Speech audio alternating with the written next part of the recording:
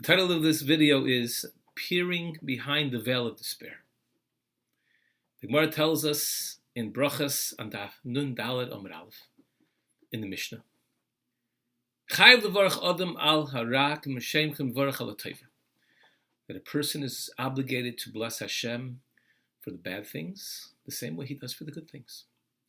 The obvious question is, what does it mean the same way? Rava tells us in the Gemara and Daf Samach,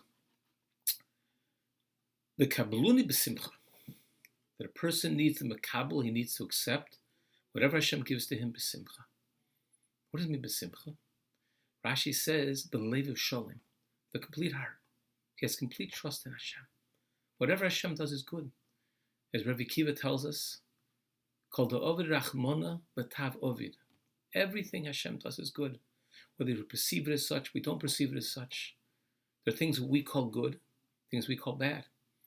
But ultimately, everything is good for us because Hashem is good. Hashem is a meitiv. David HaMelech put this very succinctly in a pasuk.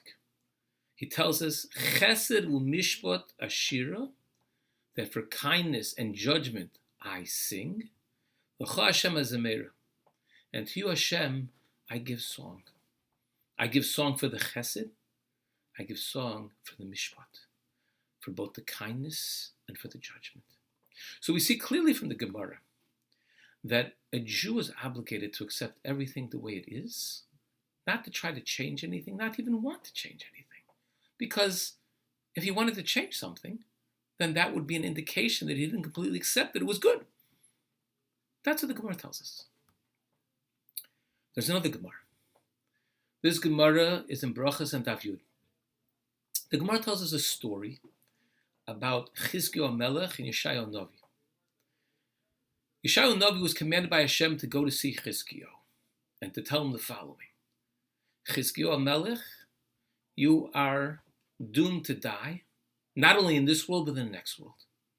You will have no Olam Hazeh, none of this world, no Olam Haba, none of the next world.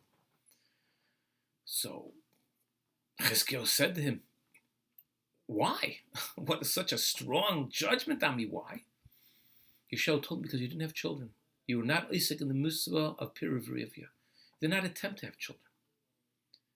So Chizkiyahu answered, the reason I didn't do that is because I saw that I was going to have a very terrible child. It happened to be Menashe. I saw, why would I want to bring such a child into the world? He was a Rashi, he was a very evil person. Yeshua told him, that's not your business. You don't have to go ahead and look into Hashem's secrets. Your job is to do the mitzvah, and Hashem's job is whoever child he gives you, he gives you. So Chizkiyahu said to Yeshua, if that's so, I have an idea. Why don't you let me marry your daughter? If I marry your daughter, so between the schus I have, between the merit I have and the merit you have, we'll have a wonderful child. Yeshua said no.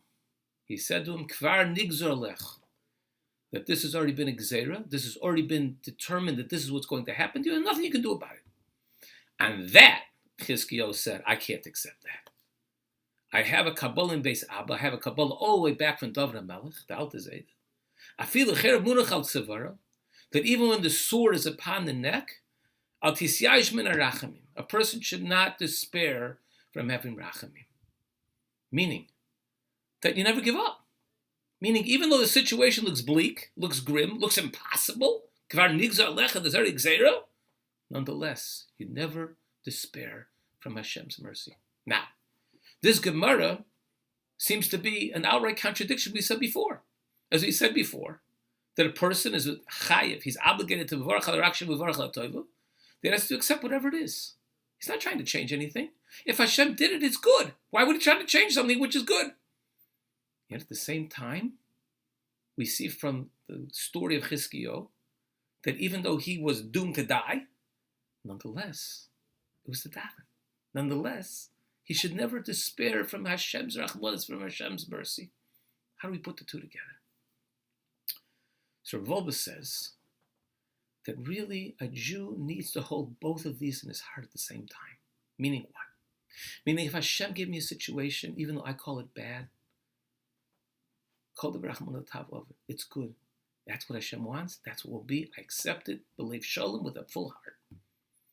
At the same time, that same Hashem who made the situation for me, he has the capacity, he has the power to do anything and to change the situation. In other words, we're not bound by the situation. It's hamatzav gorim, that the situation is what controls what's going to happen, as impossible as it looks. But no, Hashem could change anything at any time. So therefore, a person needs to live with this duality in his heart. And it's all bitachon. Everything is bitachon. To know that whatever I have from Hashem, that's good. And to know that Hashem could change any situation. Yesh tikva l'Yisrael. Hashem could change the most impossible, most bleak, most grim situation. He could bring yeshua. He could bring a salvation. The pasuk says until him kaveh Hashem, a person should have kaveh. He should hope to Hashem. Chazer yamitz libecho. He should strengthen his heart. The kaveh Hashem. Meaning, I hope to Hashem. I hope I want him to change it. And that hope, that desire that he should change it, that never goes away. Because if the moment I think that because the situation is not changing, it can't change, then I've bought into the idea that Hashem doesn't have complete control. And therefore, the chazak yavatz libecha is that I should go ahead and gird myself, strengthen myself, to get beyond this mistaken perception that Hashem can't control anything and do anything. This is all bitachon.